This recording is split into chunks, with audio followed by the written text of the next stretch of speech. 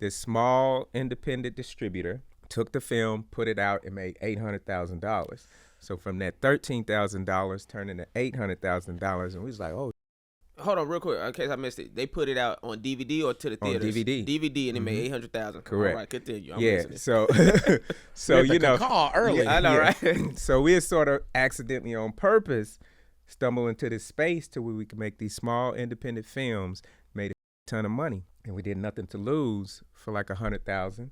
The romantic comedy that went on to make $4 million. Then they stopped reporting to us. They say, "Oh, you know what I mean?" Then they stopped telling us.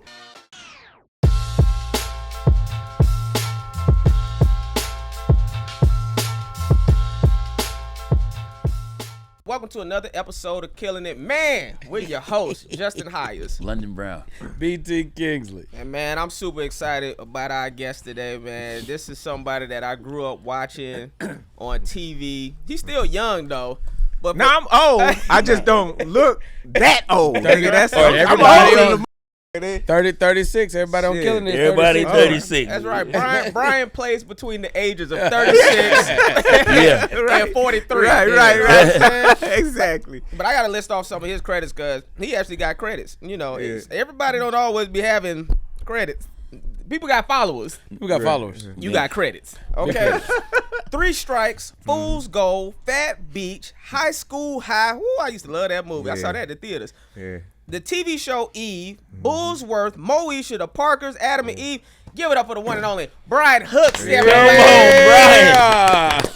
What's good? What's good, y'all, man? What's happening, man? Man, I can't call it, man. Just trying to stay busy, keep it moving, and catch up with y'all. You know, stay up with y'all. You know, so far I realized I don't know nothing about you. And I didn't look you up either because I didn't want to. I wanted this to be a true, you know, experience. So where you from originally? Bakersfield, California, born and say word. raised. Small little country town, about an hour and a half north of LA, but more an extension of the Bay as far as the ways and the people, man. So I was born and raised there, man, and came out here for college, Cal State Northridge. What you majored Back in? in the day, I was majoring in math to be a teacher. Wow. But I was running around trying to get my feet wet outside of school. And then through the drama log, which is now Backstage West or whatever, I submitted myself for Phat Beach. 6 auditions later, I got Phat Beach, and you know, and then it just started to go. Hold on, wait a minute. I was gonna ask you about that because when I was going through your credits, I'm like, it looked like he booked Phat Beach like straight out the gate. And That was my first movie, first role ever, dog. That's Phat crazy. Beach, And when yeah. you said drama log, what is that? Was that a? It's Backstage West now, but it was drama log. It was just like Backstage West. You go into 7-Eleven, you get it. They have like independent films, short films, student films, and you submit yourself. And so I submitted myself to Phat Beach, went, read like 6-7 times. Doug Ellen, who created Entourage. You know what I mean? He wrote and directed Phat Beach, and you know, and that was that. Yeah, man. That's crazy. Yeah. I got one more. Hold on. So, Go ahead, and baby. how did? So the movie was always intended to go to the theaters. Yeah. And so they just had an open casting call for. Well, no, I don't think they knew where it was going to end up. Okay. No, they just, because, you know, they didn't have, you know, a huge budget. They was just shooting for the fence. But the movie came out. It was a beach movie. You know, it was girls. It was craziness. So, you There was know, some and then, titties in that movie, yeah. right? It was I a remember whole them lot. titties. What was your theater experience before then? Or were you had you done some plays or something? I hadn't done, I was just keeping the class at school. So after I had my math classes, I was taking theater classes in school, took a class or 2 outside of school, but it was just running and hustling and gunning, man. Yeah. Okay. I know. I'm like, Amazing, bro. So I feel like we had Brandon T. Jackson on, and there was a part that I regretted after he left. Brandon T. Jackson is the logic and theory behind a lot of people that move to LA. Like, oh yeah, I'm a comedian. Be like, I'm gonna get on stage, and then they gonna see me, and then I'm gonna be a star. And it only kind of worked for him. Right. He's the story. Yeah. I will not do this with you. Yeah. You went in, you had this role. You live in very rarefied air. I've had this conversation a couple times, and we set up and tried to count how many black male people have held that slot. So like, okay, so Eddie comes out and he has this slot. It's like the Eddie fast talking, hilarious, comic relief kind of thing. And you are one of few who has done it, excelled in it, and it is not a long list. I have tried to count. Well, I'm saying like high level. I tried my shit. I canceled during the commercial break. That was TV. Justin was hilarious. I'm talking. Get out of here. Black back to the hysterical. But I'm talking specifically like on film. It's like 48 Hours, Money Talks. It's like these two people are kind of running this film, and this guy, every time we come to him, he got to kill. You own Phat Beach Killing. How is the response after you do a movie like that? Because I know I have a feeling that everybody had to go, wait, what the fuck was that? Yeah. Who is he? Yeah. What is the response after? It was big, because again, it was just it was a little engine that could, you know what I mean? It was just small movie, with Brian Hooks. Nobody knew who that was. Huggy, they knew from Lean On Me, Juice. They didn't know who Doug was at the time. And so we just made this, this beach movie, this sort of coming of age space beach movie. And then it came out, it went, I think we did like, I don't know, like a few $1 million, $3 million on the box office. It was a small release. And then it went on DVD and went bananas. Hilarious, bro. And made millions and millions and millions and millions of dollars. And so it was everywhere. And I think, Phat Beach is something that just lives because to this day, you know what I mean? Like, you know what I mean? Yo, we used to watch that. We wasn't supposed to be watching that. Like, you know what I mean? People expect me to show up with like, what up? Like, for real, before Bill Bellamy How to Be a Player, it was Phat Beach. They expect me to this day. I remember I went to Detroit for a show, and there was a comic there, and when I didn't show up with a harem of I think I ruined his life. He seemed so depressed. Like, he thought it was gonna be bitches and beach balls following me around. You know what I mean? So it was just big, man. But as you know, I'm an independent dude. I was never really part of the, any circles or anything like that. But luckily, I submitted my foundation in independent filmmaking to where I could keep moving and pushing along. It was never really waiting on anyone. You know what I mean? I jumped in and did the studio thing when it made sense, and when it wasn't, I was over here building this foundation for my film. What gave you that mindset to do that? Because see, I know I got friends who they're still kind of stuck in the Hollywood system. I'm like, man, you got to go and create your own shit and stop waiting around for Hollywood to give you these opportunities. So what happened, or what was your mindset that got you to be like, I'm not waiting on Hollywood, I'm finna get it? Yeah, it was sort of accidentally on purpose. Like, I had a buddy, Barry Bowles, who was in the film school at CSUN, and I was acting. He did Nothing to Lose, right? Yep. And then we were sort of cool. And then, long story short, he was like, I'm doing this film. What you think? Let's do it. I put in a little money. He had won some money from gambling, from basketball games. And the budget was like $13,000. There's a movie called Q, and when we finished, it was absolutely horrible. I mean, the shit was horrible, but it was 90 minutes, and it was coming off the heels of Phat Beach. Got it. So Xenon, this small independent distributor, took the film, put it out, and made $800,000. So from that $13,000 turned into $800,000, and we was like, oh, shit. Like, so... Hold on, real quick, in case I missed it. They put it out on DVD or to the theaters? On DVD. DVD, and it made $800,000. Correct. All right, continue. I'm listening. So call early. I know, right? So we had sort of accidentally on purpose stumbled into this space to where we could make these small independent films, made a shit ton of money, and we did Nothing to Lose for like $100,000. The romantic comedy that went on to make $4 million. Then they stopped reporting to us. They said, "Oh shit," you know what I mean? Then they stopped telling us. And so at that time, who stopped telling you? The studio, the distributor we went through. We went through. You know what I mean? They heard these stories, stealing and shit. But we were making a ton of fucking money on these independent films, which it wasn't sexy at the time. You know what I mean? People like it was either the studio or why are you doing it?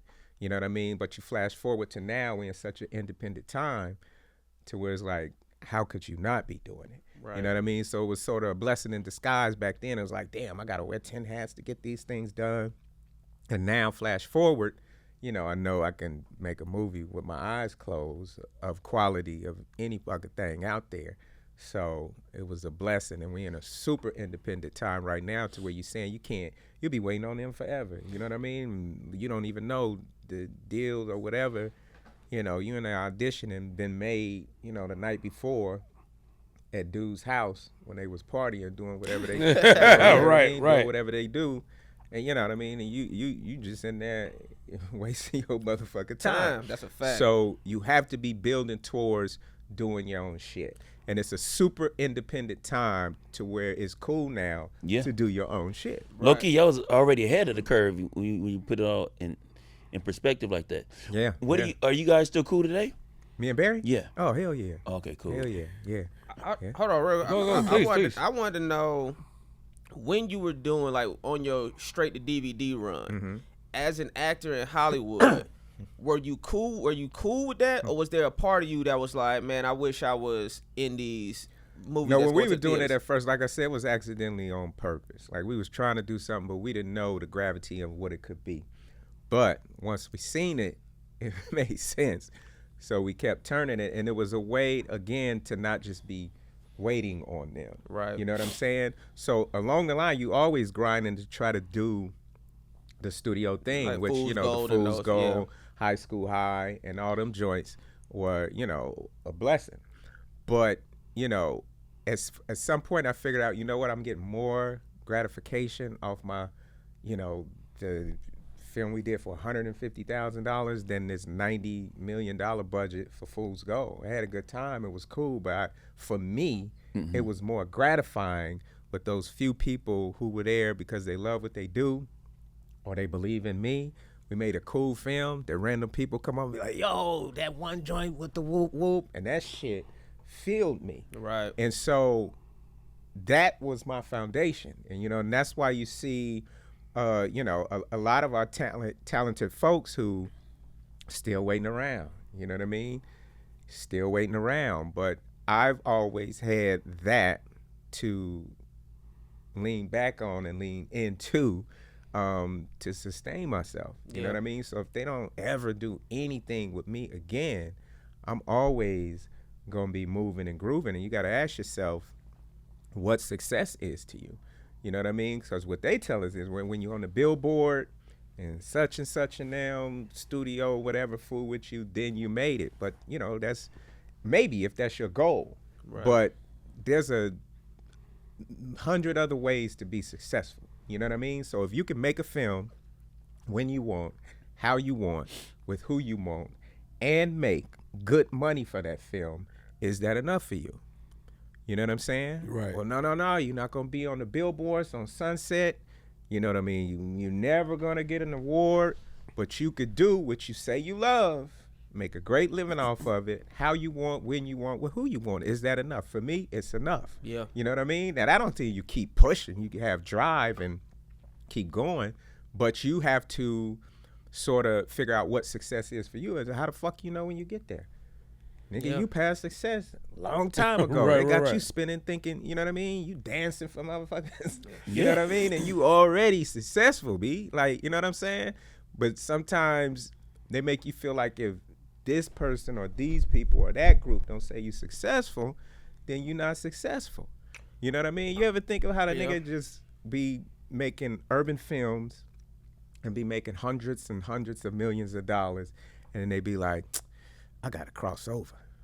Nigga, to what? Right. You're like, life is good, bro. Yeah. You making more money than you can spend. You have an audience that loves you. For real. Cross over, nigga. They need to cross over and come see you where you at. Right. But that's just that mindset to where they trick you into thinking your success is not successful because you ain't defined the shit for yourself. And especially when you're talking art, because art is all perspective anyway. Yeah. And the there's like a vacillating energy and perspective between what is a studio film, what is an independent film, especially nowadays. And not for nothing, what's good and what's bad. Phat Beach is hilarious. Way better, way better, thousands of times better, and thousands of times funnier, and hits the mark better than quote unquote studio. And you've done that consistently. Being in that space and understanding like what that rhythm is, and when you got something good, and what is that like as a filmmaker? It's like, and how far are you involved in the space? Because in my brain, this is outside looking in. Oh snap, Brian Hooks is in the film. He gonna deliver, and I feel like your input has to be all over it because it keep being good. I was I see other independent. I see studio shit don't be that good, but whenever you showing up, it's delivering. Yeah. What is that? I think it's just like I said. I started a long time ago. And at a time when I was like, damn, I had to wear all these hats and I thought it was a burden, flash forward to where I know the details of filmmaking, and I know that the little things when you're trying to make a film of quality and you try to make it feel like a big film, it's the small things that mean the most. And, most filmmakers, they're not educated on filmmaking or whatever it may be. They're looking for the big things. Oh, these are the big things. Let's do this. And that's cool. But it's those small things that have you feeling like, watching a film like, you know what I mean? It was something about it. No, it was cool. But you know what I mean? And so it's just knowing those small things that people think you don't necessarily need, that sort of pull your film out of a space. And most people watching can't tell you exactly what it is to make it feel not quite whatever, because it's those little shits that you mentioned, like sound, color, and shit like that. Yep. I was going to say something even minute for me is if you watching a movie and it's like let's say a dinner, they're at a restaurant and a couple's arguing, but none of the background actors look at the couple that's arguing. They just still like, I'm like, in the real world, if somebody's arguing, you gonna be like, what the fuck going on over there? So it'd be even little shit small like things. that. It's the small things you have to pay attention to. Yes, as a writer, director, talking about, as far as you mentioning all the different hats you wear, what exactly is the role of a producer? I think the producer is just sort of like the quarterback. I don't know what the director may be the quarterback, and the producer I think was more so the coach.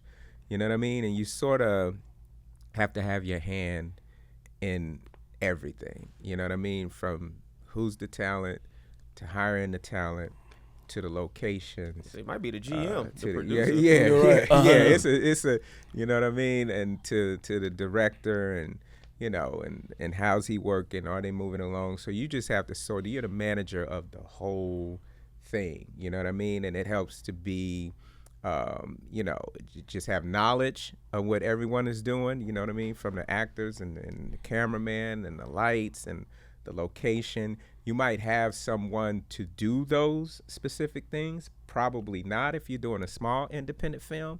So, but you have to know what they're doing, and you have to manage and know, what's up, you know what I mean? Because most people might miss details that cost you a whole day. You know what I mean? You show up to, a restaurant that you don't work the deal. You got 4 hours to be, in and out, and you show up there, and and the time is whatever, and you don't have no money to re-up for another day. Nigga, I barely had the money for this day. Right. You know what I mean? So as a producer, you just you have to have your hand in every single element to ensure that you're successful. And when you finish shooting whatever you plan to shoot, you have all that shit, and you're not needing to go back, because that could be costly.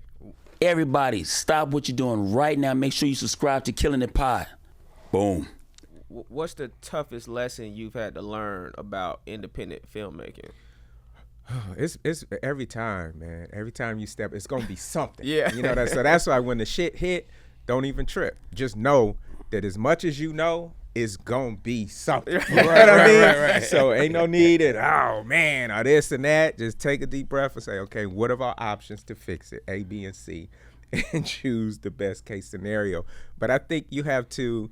I think some of the the biggest lessons, I would say, I just make even talent, man. Like you have to, you have to kind of know if you have, because as actors, they show up to be, get their ass kissed. You know what I'm saying? Yeah. I want to be a celebrity. It's like, nigga, we, you know what I'm saying? Like, we need you to change in the SUV. Right.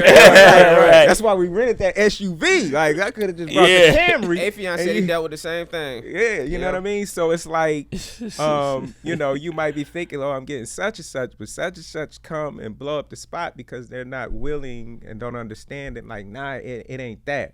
So you have to tell folks, even cast and crew, what it is and what it ain't, man. Like, I don't have a lot of money. This is what I'm paying. And a lot of times we want to get such and such, or we want to get this person, so we promise them something that we don't have in hopes or expecting to have it by then, and you just gonna blow yourself up. So you got to let people know what it is and what it ain't. We don't have this, we don't have this, we don't have this, we do have this, we do have this. And like I let people know that, like, this is what it is, this is what it ain't. We're gonna make a dope ass movie, and we don't know if one person gonna see it or 1 billion people gonna see it, but it's gonna be some shit when they do say it. Yo, that was dope. That was dope. That's what I can promise you. Yeah. You know what I mean? And so you have to let people know what you're working with, what it is, what it ain't. Let them decide whether they want to come on or not. And I do that with my crew. You know what I mean? Like, this is the rate for this. So they can say, oh yeah, nah, I can't come from that. I need to be free, and I can respect that. But if you do, nigga, approach it as if I'm paying you $1 million a day. Woo, man, I agree or don't with that. come. You know what I'm saying? Shit, like, don't come and give me a half-ass effort. You know what I mean? And so people will say, okay, yeah, no, I'll rock with you. Or they say, nah, I can't do that. You know what I mean? But that's to let them know what it is and what it ain't up front, so people don't get on the set and be surprised about, you know what I mean? I'm a big believer, if you can't handle the small shit, you can't handle the big stuff. No. And so I be seeing people, they be thinking like, oh, well, when I get on an ABC set, yeah, right. I'm an actor. It's right. like, man, it don't work like that. I'm gonna need you it don't to work do like that. Yeah. You gotta deliver here first, and then get your ass on ABC set. Everybody ain't Brian Hook, right. nigga. Just can't go from college to number one on the call sheet. That'd not be happening, bro. and even what you were saying, like, we've had this conversation before. Is like, I won't say any streamer specifically, flicks. Something about sometimes when you're watching it, and like you said, it's like, I'm watching this, and this thing has all the elements that I like. I love this actor, I love this genre, and I can't put my finger Still on a it. disconnect. But it's a disconnect. I was like, why is this not? Yeah. Who's it? Like, the curl just ain't. Cedric. Yeah, Cedric just Curl ain't, all the way over, dog. curling. I was like, and I want to love it. It's like, it's right on the cusp. But it's like those little elements. Those little elements that you probably can't even identify, to just be fucking with your ears. Yeah. Be fucking with what you're seeing. Yeah. And it's knowing those things. So being in both spaces, because you were, you've lived in both worlds, the independent and the industry. Speak to the creative control that you have, and how much range you have in the two worlds. Because I'm gonna go out on a limb and say it was some riffing, it was some improv, and you be all over these films. You know what I mean? Yeah, I think what as far as range and control with Laughing to the Bank, I made it with my real brother and my real best friend and my real cousin, who my best friend, and we just went out and did. You know what I mean? Some shit that if they've ever had given me anything, they would have canceled me and took it back for that film. Right. They gave me shit to take. Right. You know what I'm saying? They're like, we need to cancel him. Oh, we ain't gave him shit. Damn. But it's just the ability to go out and really just do what you want. Because as soon as you go into a studio or something, or whomever, you have a dope niggas, the first thing he's gonna do is tell you why it ain't gonna work. It ain't. What do you mean, bro? Like, I've seen some of the shit y'all did, bro. Knock it off. You know what I'm saying? Like, and so they just itching to tell you how and why it don't work. But y'all all talented. So when you come with something that you done thunk up, 9 times out of 10 it's good. And they just don't see the vision, or they do see the vision, and as soon as you walk out the room, they're gonna figure out how to do it without you. It's either one or two things. We've heard that. It's either one or two things. We've had that said several times with the guests that come on, and we talked about this early within the show, which is how a lot of times it feels like the industry has to catch up to the talent. Like the talent is already, people just are not getting it. Yeah. And that's why also it seems like, I think why most creators have, I think that's why we're in the space of a lot of creative doing independent stuff, because it's like you're waiting for people to get it. And I think creators are realizing like, I don't think they gonna get it. Right. So now let's just, but what has, what job or experience do you feel has taught you the most about who you truly are? I think the Eve show, it was a long run. Great job on there too, man. Thank you. We were on there for 3 or 4 years, and it was a comfortable time financially. It was a shit ton of money, and you just really got to settle in and look and see a bunch of different lenses, from production to people to the reaction of people to you to talent. And I think that was just a time where it really allowed me to see things with my eyes wide open and see how great being in the studio, whatever system is, and also the cons of how it turns so quick, and relying on them completely, you set yourself up for failure.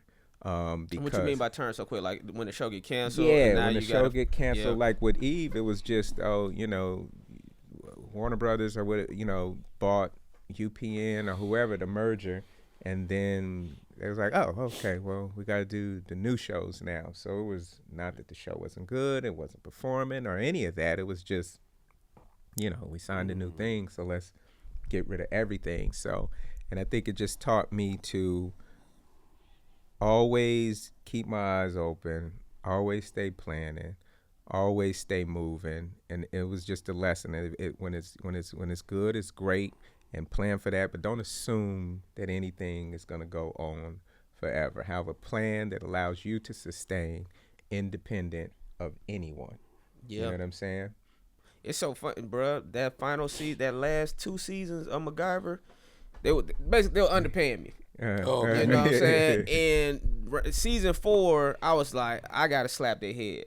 Because I'm like, I know this show is gonna end. Yeah. And before this show ends, I need to stack some bread and invest in some real estate, so I could always have some bread coming in if I'm not on a TV show. And that's exactly what I do.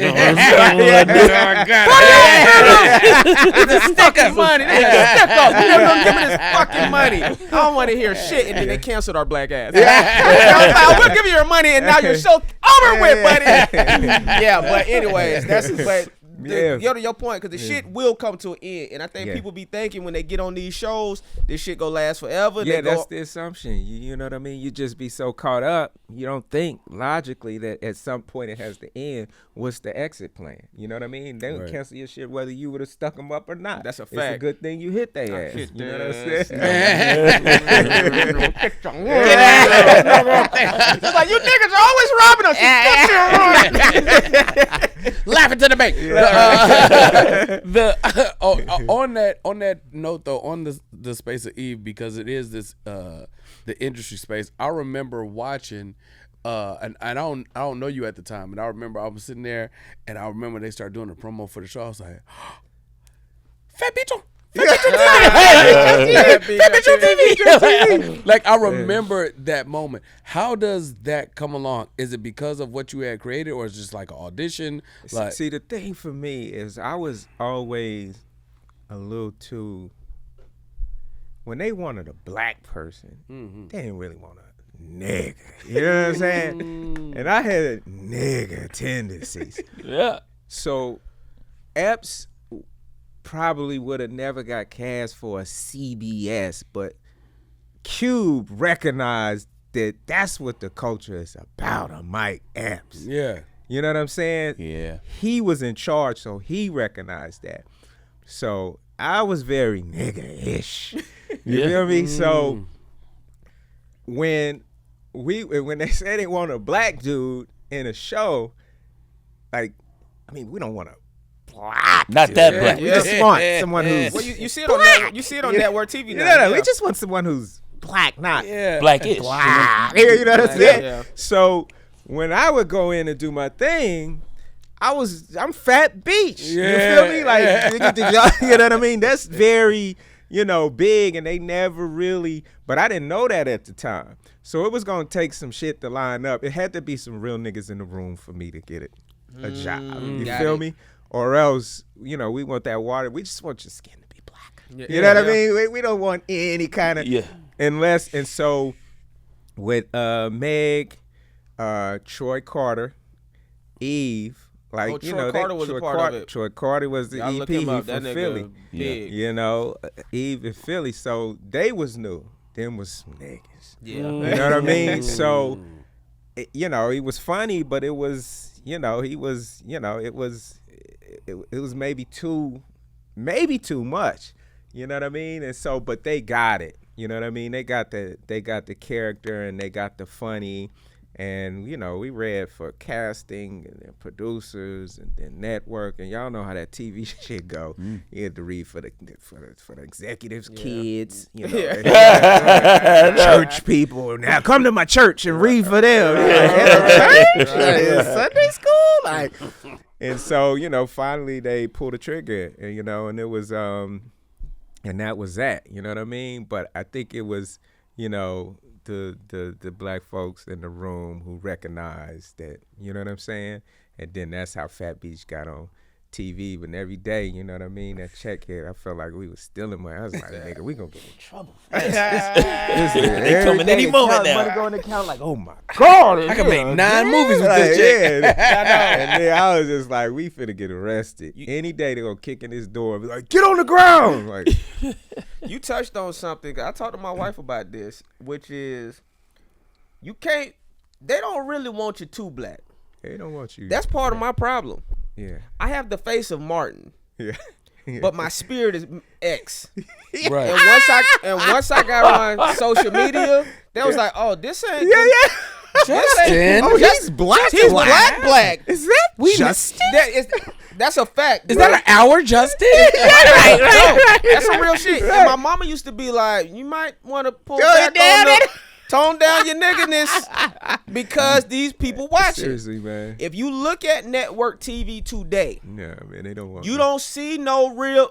Nah. You don't. I don't care who's Nah. work. If it ain't a power show, if you not on some a drug real- type yeah. shit, A real, they don't have no regular. If you just a regular black nigga, you able to get hoes. You play basketball. No, You listen to they hip hop don't- music. no. You We not don't gonna want see get no hoes. The We don't black want that. people. The black people you see, they either go be. I'm gonna say it. I like the warning. I like the heads I'ma up. say it. I'm gonna say it. They want you as non-threatening as possible. Exactly. If you got a lisp, that helps. That's number one. So- I'm going easy first. I'm going to eat. Okay. You got okay. a lisp, that helps. Number nigga said a two, lisp. if you a nerd, if you see yourself as a black nerd, you in there. Yeah. If your girlfriend or wife happen to be white, Yeah. you in there. Damn. Nigga, you're working. Yeah. Okay? And it just hey, you say what you want. And so it's either that, it's either you got to be on a power type show, so shout out to 50 for that, or you got to be on some Tyler Perry shit. Well, nigga, I'm 5'6". Right. I'm not finna be on no Tyler Perry shit Yeah. because I'm not 6'4" with breasts, nigga. Yeah, right. You know what I'm saying? You gotta be some big model. Turn nigga. the mic off. You gotta be some big model nigga. You know what I'm saying? You gotta be invited to Tyler's house at night. He ain't invited me. Tyler's not invited me. I know. Click. It's too far. So, anyways, I said all that to say you brought something up, but I didn't want to kind of bypass that because that is where the industry at. Hold on, before you get to your shit. No, you good. I do want to ask this question to piggyback on all of that. Why don't you think the industry is not making the black sitcoms and things like that they used to? They don't want to. They never wanted to. Even back then, they didn't want to. But it's sometimes they get back into a corner to where it's a good PR look, or it's beneficial because we got to kickstart this network. They always kick-started on black shows. Martin was on Fox. That was, you know what I mean, the small whatever. Once that blew up, they bailed on the black stuff, and then it was black ass out of here, Martin. You and Gina. Yeah. Then it was UPN, and built that up, bailed.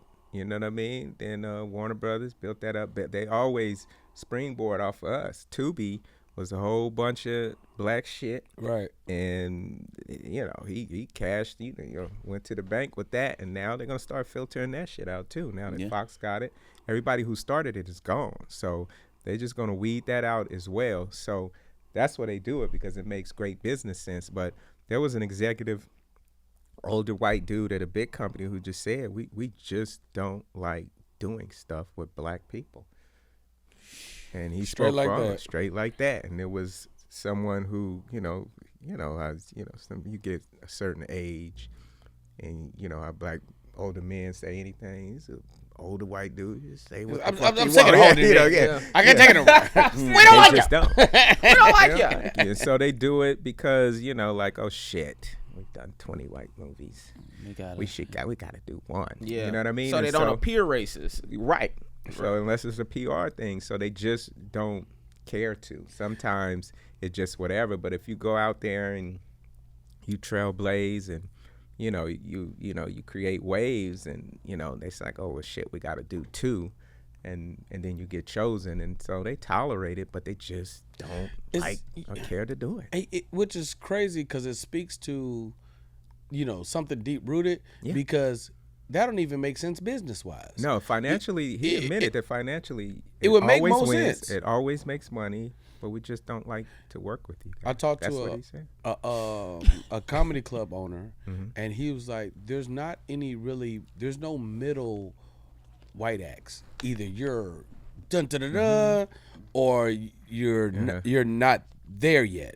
And it was like, he was like, black comedy and black funny keeps my club open. He was like, without the big black headliners coming, it doesn't. There is not a if DL's not here or said, it's like you talking some of the top tier comedians that have ever lived. He was like, there's not a white counterpart to this. Right. He's and if there was, there's nowhere near enough. I know that if you look at any comedy club in the world, that's how it is. So it's like I'm saying that to say, if a studio head understood that when you're talking funny, you ain't gonna get too far away from us. Yeah. That's a space we dominate. Yeah. We dominate kind of all the spaces. Yeah. But y'all know that this one is ours. So to not do the situational comedies with us, when you look at the greatest situational comedies, that just look at the top of the list. So they don't care. Yeah. They're not like, oh yeah, we forgot. They just don't care. It's, you know what I mean? This is fucked up. You know what I mean? But it's what it is. They're not confused. They don't like, oh, we didn't see these numbers. They know the numbers. They know all that. It just, they don't care. So you know what I mean? So Phat Beach happens.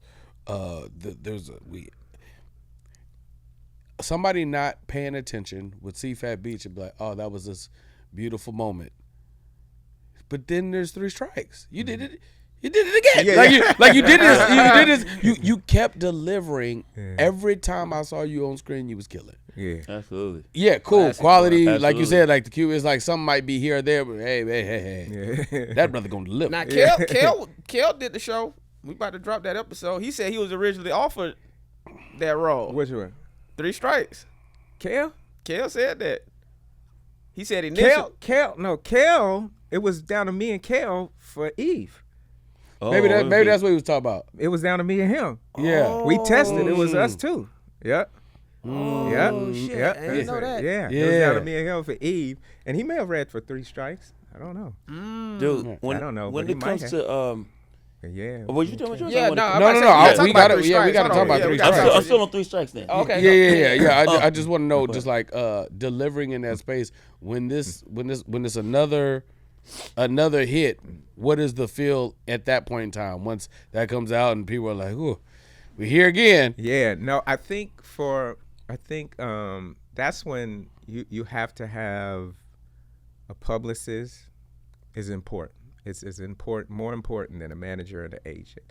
You have to have people saying, "Hey, he's look the guy. at him. Yeah, you got to look at him. Look at him. Look at him." You have to have that. Now with social media, you could kind of do that yourself if you stay active. And with that, and it's what I didn't know at the time is it's really, they don't give a shit about that. You're going to be hot depending on, again, if you're in those circles or not. Yeah, I don't give a fuck how talented you are or whatever. If you're in our circle, we're going to push you. If you're not, we're not. You know what I mean? Unless you have, like, you know, again, you have somebody like a Cube or, you know, like a 50 or something who has their own lane and who's fooling with you. Back then, as far as the studios and shit like that, it was their circles, and it didn't really matter what, you know, the streets thought was hot or what we thought was hot. It did not matter. I've never been in those circles. I don't drink, I don't smoke, I don't party, I don't pretend to like to do shit that I don't actually like to do. You feel me? You know what I mean? So if I'm not willing to do that, and again, you know, you can't be in a room full of niggas doing crack and you sitting over there in the corner not doing it. You're like, oh, that nigga gonna tell. Yeah, they don't trust you. Probably will. Yeah. You know what I mean? You'll end up in my you know what I'm saying? Like, we all in here naked and he not. Like, he's gonna tell on us. You the only one dressed at the Diddy party. So, you know what I mean? And at the end of the day, like, they keep coming and offering the G. What's the baby on? No. You sure? I'm sure. You know, and so they hire, but then it's fucked up. But that's the reality. Yeah. If I was doing something and they said, and it was out of you three, and we said we 3 niggas, and they gave me 4 groups of 3, you 3 and 3 others I didn't know, I'm fucking with y'all. Why? Yeah. Because I know y'all. Yeah. Right. You know, is that bad? I don't fucking know, but I know them. I don't know them. Yeah. So when I wasn't in the circle of whatever they was doing and they picking, they didn't pick me. Right. Feel me? So is it fucked up? Maybe, but people go like, no, we were naked doing drugs together. I'm hiring them. You know what I'm saying? Like, is Tracy Morgan available? This is my guy. You don't know this. So a lot of that shit didn't have to do with your talent or what niggas in the hood thought of the film or the numbers or any of that. You know, which we seeing now with all this shit that's coming out. It's like, hey, wait a minute. You mean I didn't have a chance? You know what I'm saying? So it's like, you know, it is what it is, and it's not always about who's the best person in the room. That is I wanted to say that black fame don't necessarily translate to white crossover, and I say that to mean because that's kind of what you were saying. It's like, yeah, I did 3 strikes, but I wasn't in them circles. So we cared about 3 strikes. Right. Absolutely. But them people over in that other circle, they was like, to them, that's just a black movie. I'm just call a spade a spade. I heard Tracy Ellis Ross say, after Girlfriend, mind you, Girlfriends went what, 5-6 seasons? Yeah, for sure. She still had to audition. She said it was no offers coming in after Girlfriends. Yeah. And I think the audition for Blackish came up. I don't know if it was Blackish in particular or a different audition, but she said they wanted her to come in and audition. And she was like, I'm not going in an audition. And her agent said, she was like, I just did fucking Girlfriends for 6 seasons. They don't fucking know me. Right, you know if you want me. You know if you Stop want me. Playing. And her agent said, listen, it was either her agent or one of her homegirls was like, listen, either you go in and audition and get this role, or it's gonna be some new person fresh off the bus go in an audition and get this role. I think she was talking about Blackish, and so she went ahead and auditioned and booked Blackish. But I said all of that to say all that black success that she had garnered didn't mean shit when it came to ABC. That's why, you know, that's what also I had this conversation before, which is like the people that in our culture that we deem is up there. I mean, of course, we know the Denzel Don Cheetos for Whitaker. Then another thing, but I still feel like the cats like how other groups look at like a Matt Damon. It's how black people look at like a Lorenz Tate, and there's a cats with like bona fide, certified resumes. That's what it is, and it's just interesting that the world we live in. Exactly, but. Into that, and what he was talking about, how we were able to appreciate 3 strikes, I think that's one of those things that we appreciate about what you do. And that's why we still like Martin, because we haven't seen any niggas for real. Like Martin is like cool, like unfiltered. I mean, of course, even with the cursing, that might have been the only thing that might have been taken out. But all outside of that, we still saw us when you know. And that's why what makes Three Strikes so cool, which is even though other people didn't get it, you know, some things aren't for people to get. Right. But I think we understood just, you know, that performance. So not to be verbose about that, but within that performance, what is it that you think you do, or what's your approach to show up as you do? Like at least when I look at Three Strikes, I'm not looking at, and it's not negative, I'm not looking at an actor. I'm looking at somebody I know. Right. One of my neighbors is this is, and it's kind of interesting because we're like a you know, the camera and how it's shot, we just feel like we're watching from behind the bushes and just seeing this adventure. Y'all part of it. You should come over to the crib. You come hide over here. What was that process, bro? I think one, you got to shout out to DJ Pooh, because he just has organic hood voice. You feel me? He wrote that joint. DJ Pooh wrote that. Wow. And directed it. Nice. And so he has a very organic voice, sensibility, and understanding of the hood. And I think with me, I don't try to be funny, right? I play everything real. It's the kind of shit that's not funny when you in it, but like in a year from now, or 2 years when you with the homies, and then you remember that time, nigga, he shot you in the foot. He shot you in the, ain't nothing funny about getting shot in the foot, but in 2 years when you cool, it's funny.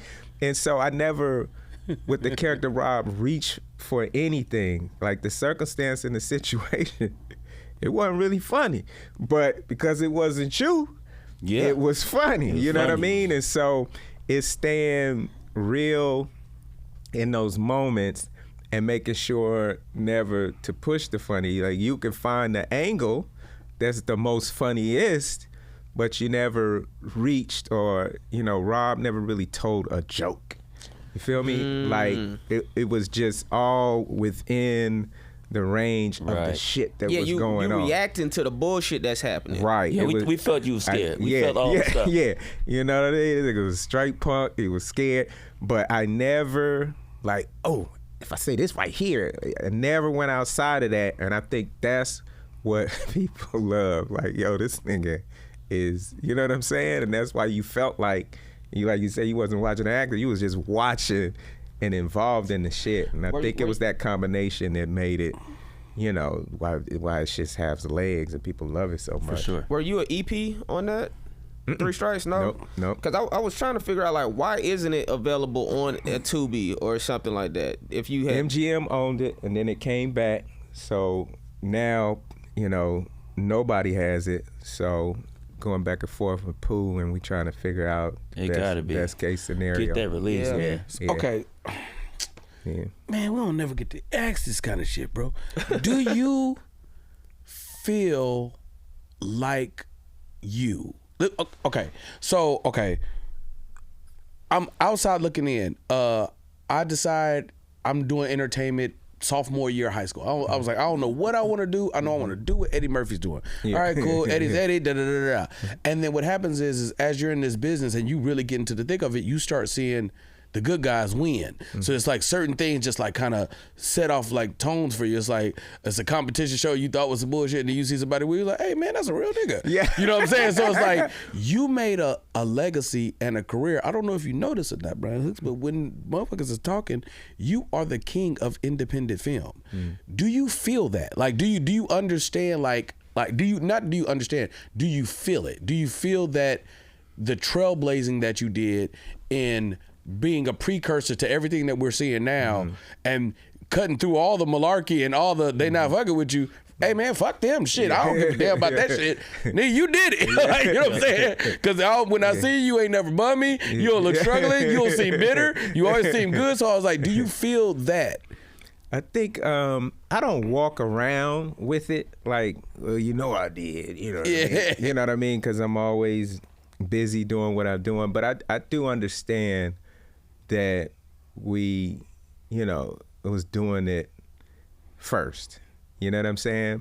And there's a lot of people who doing it now, trying to do it now. Big people who came and wanted to pick my brain and how do you do this and how do you do that? Huge people.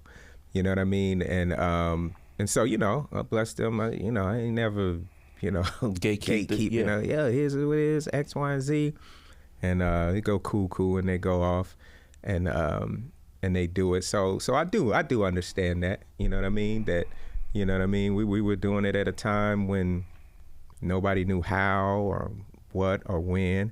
And again, like I say, it was sort of accidentally on purpose because I didn't even know what it was setting me up for, but I think it was the freedom, like you say. You see a nigga, he say cool, you know what I mean? Right. Like he doing all right, and it was just because of all those jewels I was giving back then that I maybe didn't even know the magnitude that allowed me to be cool and okay, independent if anybody else ever fools with me again. I think for you, I think from the other people that we've seen from their perspective, if the producer of you isn't always in the forefront and it's led by the talent. So it's like, we know Robert Townsend as a producer or corrector, or the Wayans or whoever it might be is like, oh, they created this thing. For you, it's like, you created this thing almost in front of the lens. It was like, now if we attach Brian, it's gonna all work out. Yeah. You know what I'm saying? So it's like, maybe that's like the flip of how it is. But bro, hey man, you be thank you, brother. Thank you, brother. I want to know, how difficult is it to get financing for independent film?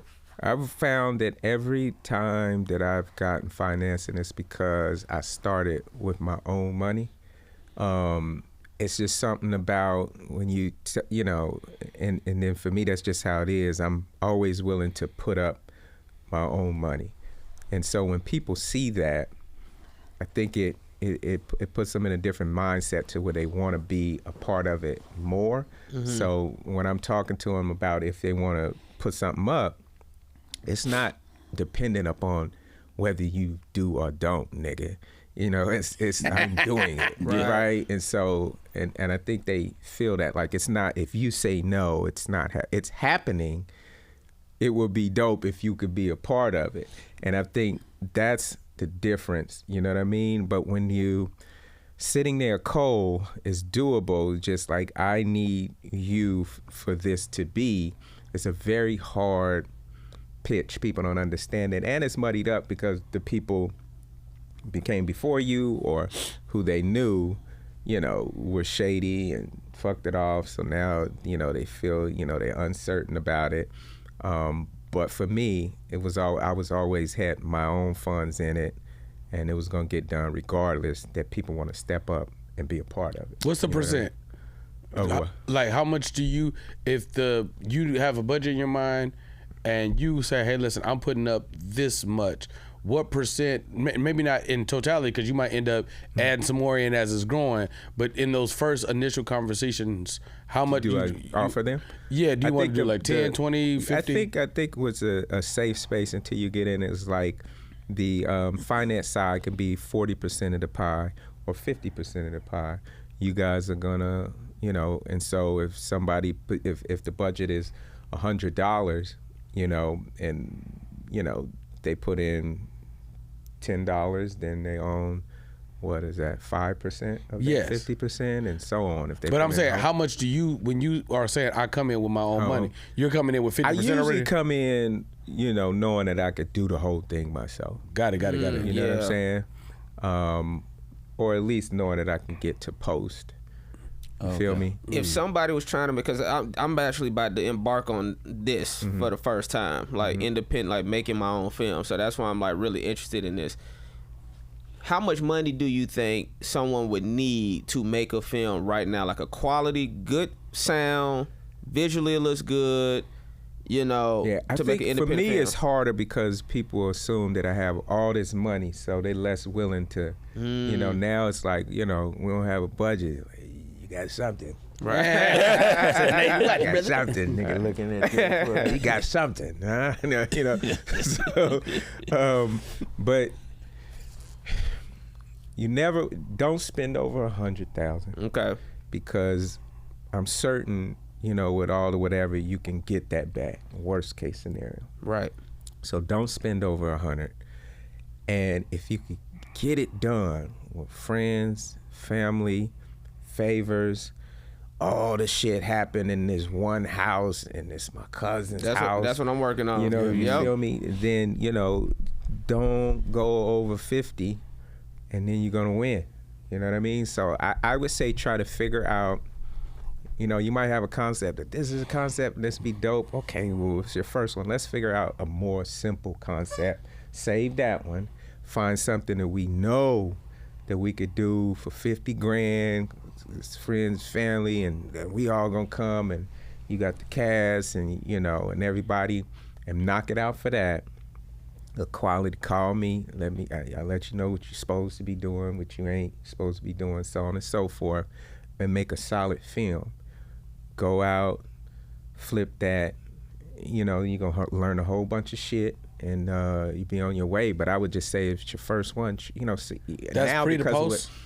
Because with technology and shit like that, yeah, that's realistic. Right. That sounds really. I'm gonna let you finish. That's why when I think of as you're going through, only thing that's flashing is I'm thinking about Friday. I'm like, yeah, they was one house, kind of on the block. They didn't go nowhere. Small cast, boom. Yeah, one liquor store. They didn't go nowhere. Yeah, ain't go nowhere. They went to the store that was on the corner. That's it. Yeah. You know what I mean? So the whole thing on one street. No, that's what the idea that I came up with, because I had another film, but it was gonna cost $5 million to make. Yeah, and a different one first. And so I was like, let me go find something, a house, one location. So I came up with that idea, and so now I've been watching a bunch of films with like one location. You know what I'm saying? Shit that happened in one day, like a house party and just shit like that. And yeah, man. When you hold on. This is my final question on this though. When you say 100,000, that's it. You said that's including post, or that's not including post? Including post. Okay. Yeah. Even with the 50, try to do it. And, you know, post me. You have to, you know, find the homie who's dope editing, to y'all can sit in there and bang it out and say, hey, I'm gonna give you something when we make something. You know what I mean? And he can edit on his time. You know what I mean? You can't, nigga, you got 4 weeks. Ain't no money, nigga. Give me some more time. Well, they say you only get 2 of the 3. Either it's gonna be cheap, it's gonna be good, or it's gonna be fast. You don't get all 3. Yeah.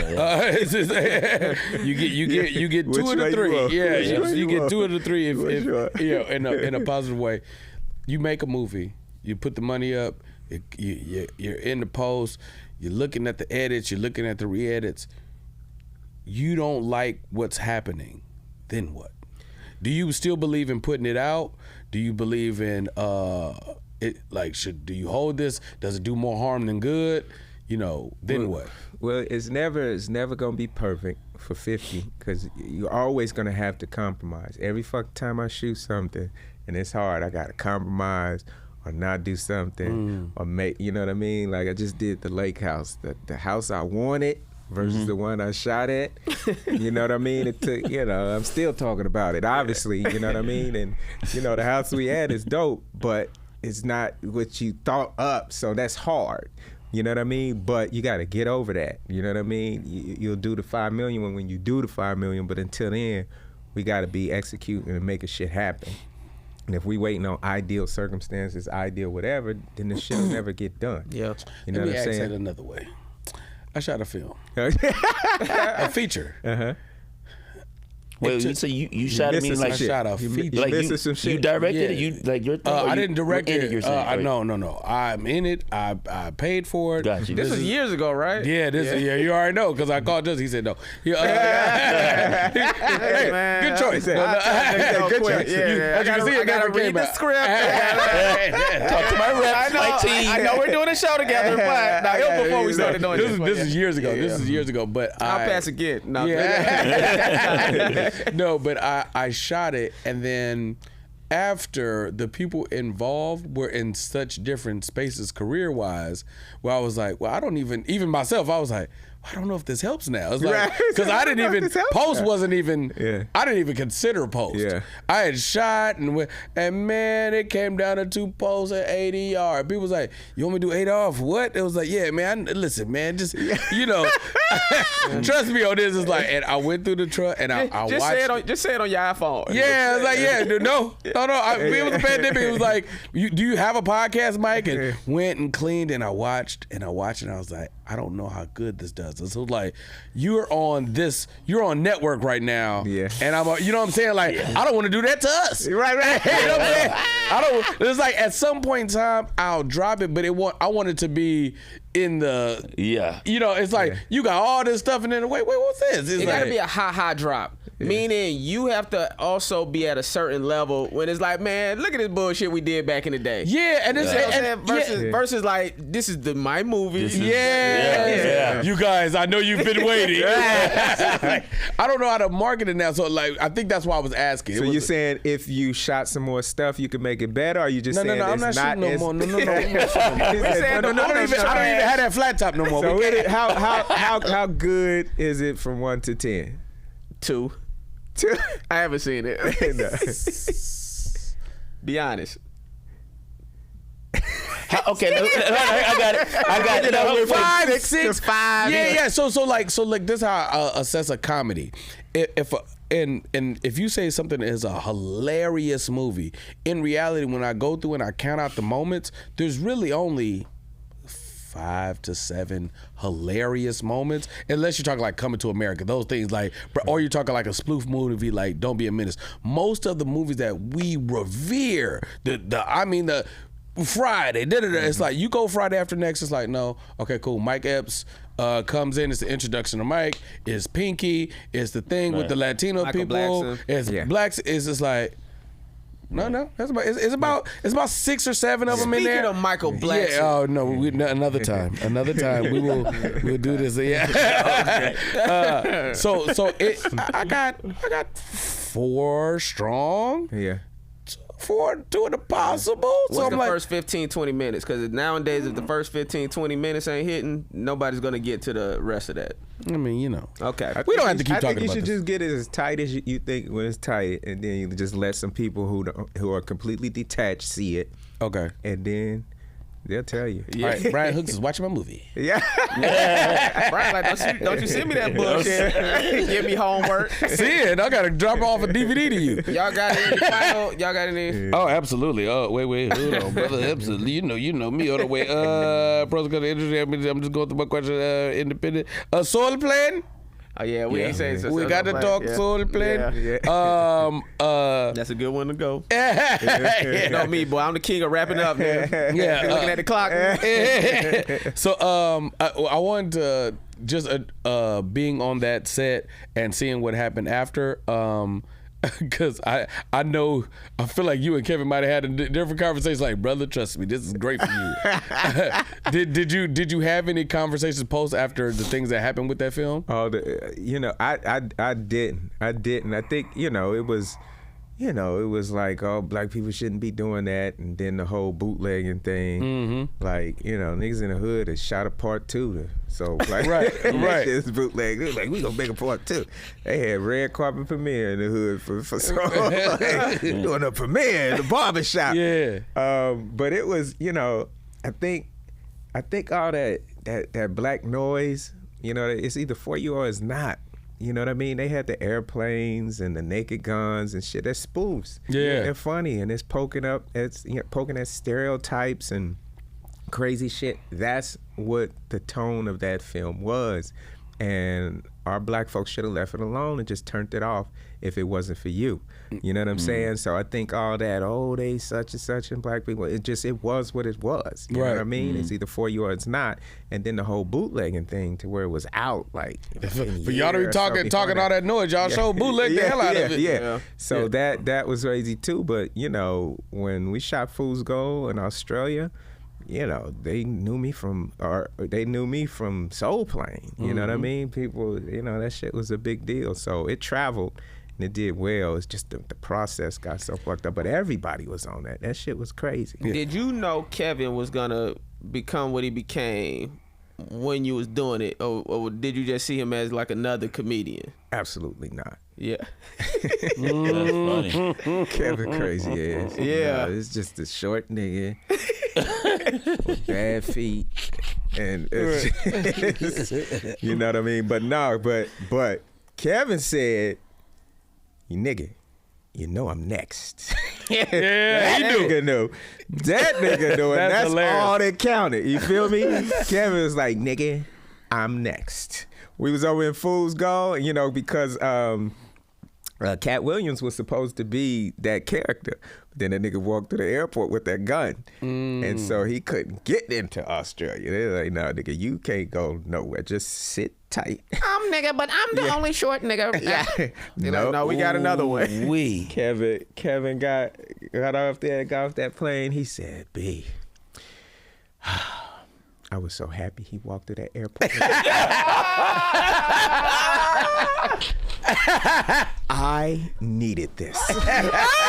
Cancel right now. I knew it. That nigga said, fast forward to Kevin putting the gun in Kevin. It's a KH on the handle. Kev said, B, nigga. He said they hit me for the audition. They rushing because they gotta like, yo, this thing can't come. Like, because they was fighting. Like, Warner Brothers attorneys was trying to work it out, and then finally the state said, okay, yes. And then Australia was like, hold on. Who are y'all trying to think of? And so they said Cat can go. So they scrambled. Oh, wow. That nigga said, man, B, I rented a bunny. Because it was Big Bunny. What's the character? This nigga rented a real rabbit.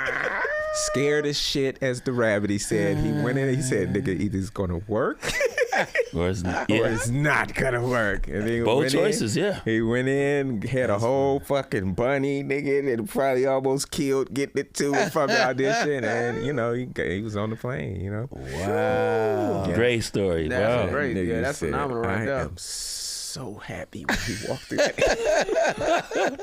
This is my last one.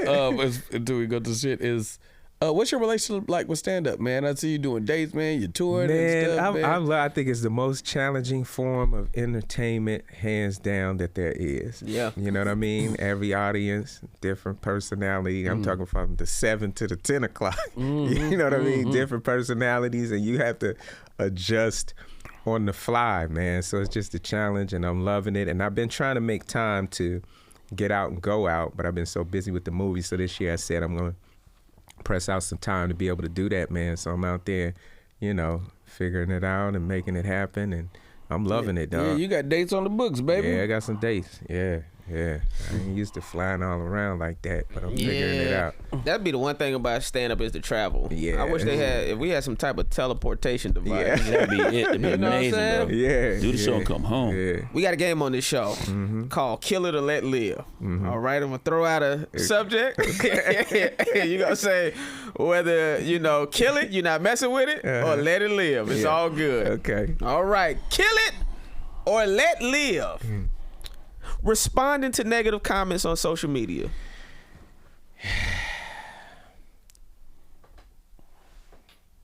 It depends. Cause you know, it depends on my mood. Okay. Like somebody said some shit yesterday that I let it live. You know what I mean? I let it live, and then another nigga said some shit to where I immediately, cause he ain't think I was went on his page, I pulled pictures. You had time? I had time today. I pulled pictures, so on and so forth. I went back, I said one thing. This nigga curled up in that corner like a motherfucking snail, like, hey man, listen, I'm a fan. They're always a fan. Like, well, nigga, say it with your chest next time. So, you know what I mean? Like, they, you know, so it depends on my mood, man. Okay. Kill it or let live. You get to I already know what you gonna answer for that one. Yeah. Kill it or let live. You have 100 million followers on every platform, but you gotta participate in a Diddy party. 100 million. You gotta kill that. Gotta kill them followers, man. Kill it. Don't nobody putting baby oil on the back.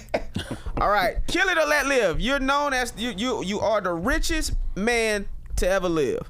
More money than you could ever have. You can do anything you want to do with this money. But in order to acquire this money, you have to go back in time and be a slave for 3 days. Oh, come on now. Send me to them fields. I'll be a cotton picking nigga, boy. What? Send me to the fields. Give me to the fields, nigga. 2 more days. Oh, 2 more days. 2 more days. You get to think about it. I can't wait to get back. I gotta go to the spot. Hey, come on now. I'm thinking on my feet. I'm getting thrown in the hole for a day. I know I only got 2 more. Come on, man. All right, this is the last one. Hey, come back to the hole. You're not there. I'm singing spirituals, nigga. Come on now. All right, this is the last one. Kill it or let live. Having a threesome with your lady, but the third person is a guy. Come on, man. Bow. Wait, I didn't want to miss this, Jay, so you gotta let me get this one off. Working with legendary rappers, man. You were in a major way. You got 40. We got Snoop and Snow Play. You got Eve. Meth. What was that like connection? Like Meth is like working with these legendary MCs in their acting fortes. Yeah, it was dope, man. It was dope because, you know, I'm a fan of all these things. You know what I'm saying? Like 40, that's my favorite rapper coming up from Bakersfield. So when we in the film together, you know what I mean? I'm like, oh shit. Then we became good friends. We like family now. So that was dope. And then Snoop, he a legend. Snoop is on par with like, it's a legend. You know what I mean? Absolutely. You got Mickey Mouse, you got Snoop. Like, That's some real shit. You know what I mean? Mickey's Absolutely. known at any corner of the world. Snoop is known at this nigga's at the Olympics. Yeah. He don't know half the sports they doing. His nigga just right, like they you know run what I'm it. saying? That's a legend. They run it, cuz. You know what I'm saying? Like this legend. So it's all blessings, man. Yeah.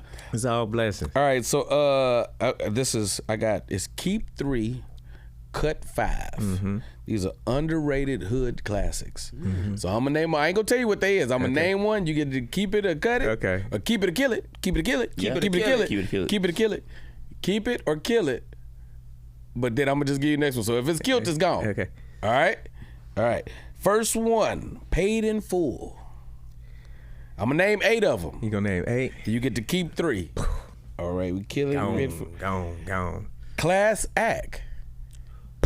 Oh, okay. All right. Fear of a Black Hat. Man, we down. We only got 5 more. Go with your heart. Yeah, I'm about to say. All right. 3 strikes. Keep that now. Departments. Who? Departments. It's a new one that Tip did. T.I. did is Atlanta one. Yeah. Which one was that? It's a brand new independent film that T.I. did with all the Atlanta rappers. It's technically like it was almost like a series almost, but I think they made it into a movie. Yeah. Keep talking. Keep going. I love T.I. All right, T.I. I ain't seen it. I got the hookup. I got the hookup was just so legendary. You can keep it. Keep Okay, it. all right. Tales from the Hood. Keep that, nigga. Yeah. Come on. Keep this is good now. that. All right. So we killed Paid in Full. Got your boy David in there too. So We got killed Class Act. We killed Fear of a Black Hat. We kept 3 strikes. We killed Departments. We kept I Got the Hookup. And we kept Tales from the Hood. And the last kill is Phat Beach. That's crazy how you would do that. Keep it. Phat Beach was last. Yeah, man. My last one, man. If you can, you have this amazing career, man. You have this amazing career. You've produced a lot. You have been in front of the camera. You're now doing stand up. What does it look like for you to be killing it in all facets, career wise? Is it touring? Is it special? Is it independent film? Is it industry? What does that look like? I think it's just, you know, the independent film staying solid. You know what I mean? For me, it's everything. You know what I mean? And I think y'all, we just have to start doing shit together. You know what I mean? Like these spots, like if we was all us 4 going out together, you know what I mean? What that look like? Yeah. You feel me? I agree. It's, you know, it's a less work, more money. It's you know, a little less money, but less work. You know what I mean? What is the reach feel like? What is the content we doing when we there for a whole weekend? You feel me? Right. So, and I think it's just building and doing shit together, man, which we got to figure out, even with y'all films and stuff. You know what I'm saying? Doing that shit together. Yeah. Now I'm gonna hit you up when and making it pop. Pitch, you know, making it pop. But just keeping everything moving, man. But it's the ability for it to be independent, and you get to do what you want, how you want, when you want. And the studio want to play, that's great. You go and you do that. It's your shit, so you can pause it, go do what they talking about, and come back, man. So you keep all the independent film, the stand up, and you know, of course, the social contact buzzing, and that's everything, though. Man, it is. Let people know where they can find you at. The Brian Hooks on all socials. The Brian Hooks. Holler at me. I'll holler back. Hey man, and any projects you wanna? I got one called A Second Time Around. It's a romantic comedy that just dropped. That's out on Google it. You can go to my website, The Brian Hooks, to see. I have one called The Proposition. It's super dope. It's a drama. It's super dope. So that'll be out later this year. Wow. And then I have one that's in the can right now called The Lake House, romantic comedy. That's pretty cool and dope too. Are you starring in these? Are you behind? Okay. Yeah, starring, directing, producing all of them. And then about to do Adam and Eve part 2. They want a part 2 to that. That was super dope. That shit went really well. Yeah. Do a part 2 to that, man. Keep the stand up and just, you know, stay pushing, man. Have you considered horror? Yeah. I did 75. Oh, yeah. But yeah, I've been thinking I want to do one. So y'all got a dope idea, man. Let's see what's up with it. Man, hey man, it's been one of my favorite episodes. Man. Yeah. I'm a nerd about filmmaking stuff. Hey man, make sure y'all like, comment, subscribe, leave your favorite moments in the comment section. We read and we appreciate it. And yeah, man, we've been your host, Justin Hyers, London Brown, BT Kingsley, and this has been the one and only Brian Hooks. Yeah, baby. Yeah. We got it, baby. Hell yeah. Let's go out to the lobby and get these hoes Brian Bar. These Phat Beach hoes.